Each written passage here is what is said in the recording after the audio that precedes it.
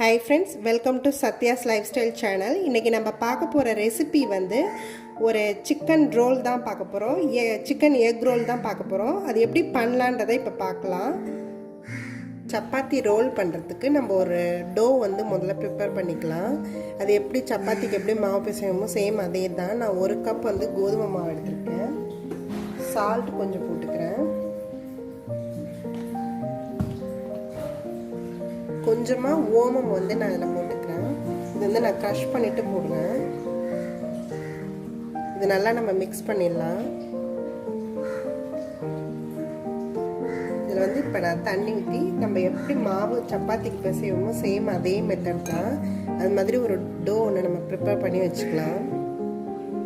இந்த டோ வந்து ரெடி ஆகிடுச்சு. நம்ம இதில் கொஞ்சமாக ஆயில் அப்ளை பண்ணி வச்சிடலாம். இது ஒரு 15 மினிட்ஸ் கிட்ட இது அப்படியே நல்லா ரெஸ்ட்டில் விட்டுறலாம். இதை நம்ம 15 to 20 மினிட்ஸில் ½ அன் ஹவர் கூட நீங்கள் வைக்கலாம். நல்லா சாஃப்டாக இருக்கும் நம்ம போடும்போது சப்பாத்தி.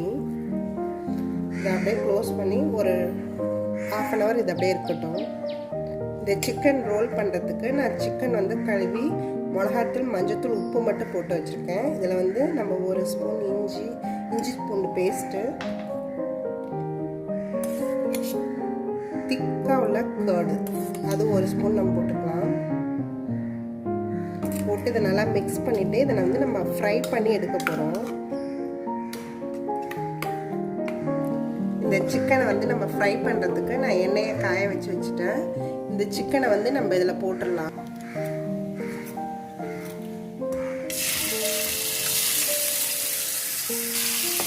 நம்ம இதை நல்லா ஃப்ரை பண்ணி எடுத்துக்கிட்டா அடுத்தது ஒரு மசாலா ப்ரிப்பேர் பண்ண போகிறோம்.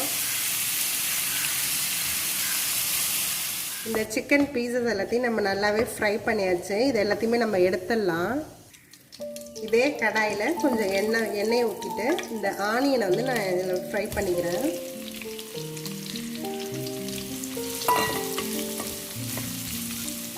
இந்த ஆனியன் எவ்வளோ உப்பு தேவையோ அது மட்டும் நான் போட்டுக்கிறேன்.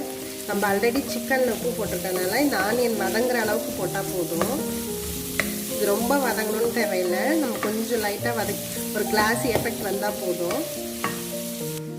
இதில் கொஞ்சம் ஒரு ½ ஸ்பூன் கிட்ட நான் கரம் மசாலா போட்டுக்கிறேன். மிளகாத்தூள் ஒரு ½ ஸ்பூன் போட்டுக்கிறேன். மஞ்சத்தூள் ½ ஸ்பூன், சாட் மசாலா நான் ஒரு 1 ஸ்பூன் கிட்ட போடுறேன். இது எல்லாத்தையுமே நம்ம நல்லா ஃப்ரை பண்ணிக்கலாம். இது நல்லா நம்ம வதக்கியாச்சு. இதில் நம்ம ஏற்கனவே ஃப்ரை பண்ணி வச்ச சிக்கனை இதில் ஆட் பண்ணிக்கலாம்.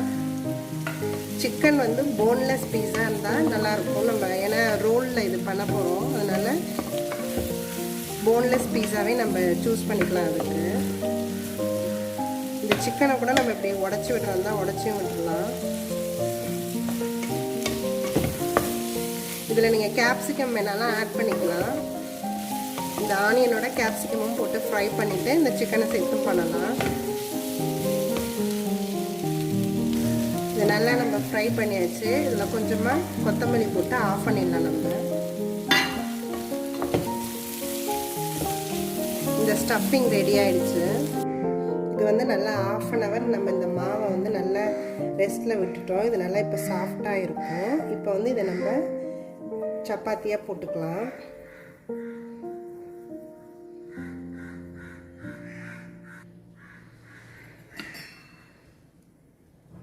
நம்ம எப்போதும் எப்படி சப்பாத்தி போடுறோமோ அதிலே கொஞ்சம் பெருசாக கொஞ்சம் திக்காக போட்டுக்க போகிறோம்.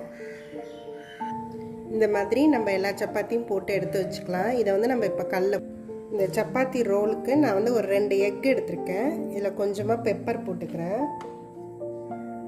சால்ட் கொஞ்சமாக போட்டு இதை நல்லா பீட் பண்ணி எடுத்துக்கிறேன். கல் நல்லா சூடாகிடுச்சு. நம்ம இப்போ அந்த சப்பாத்தி இதில் போட்டுக்கலாம்.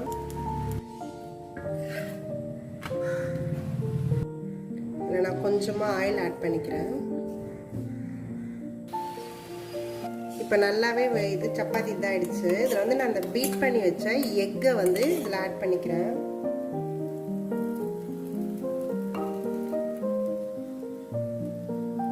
இது நல்லா இதானோன்னா நம்ம திருப்பி போடலாம். இதை வந்து நான் திருப்பி போட்டுக்கிறேன். இது ரெடி ஆயிடுச்சு. இதை எடுத்துடலாம். இதே மாதிரி நம்ம எல்லா சப்பாத்தியுமே ரெடி பண்ணிக்கலாம்.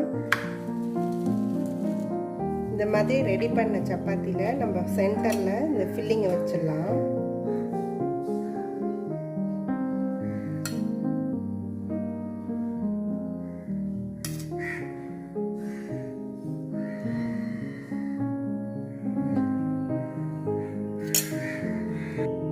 இதில் கொஞ்சமாக நம்ம டொமேட்டோ சாஸ் கொஞ்சமாக போட்டுக்கலாம். நீங்கள் டொமேட்டோ சாஸ் போட்டுக்கலாம், ஒயிட் சாஸ் கூட போடலாம், இல்லை க்ரீன் சட்னி இருந்துன்னா அதுவும் போட்டுக்கலாம். நான் கொஞ்சமாக ஆனியன் கட் பண்ணி வச்சது போட்டுக்கிறேன். கொத்தமல்லி கொஞ்சமாக போட்டுக்கிறேன். இதை அப்படியே நம்ம ரோல் பண்ணிட வேண்டியதுதான்.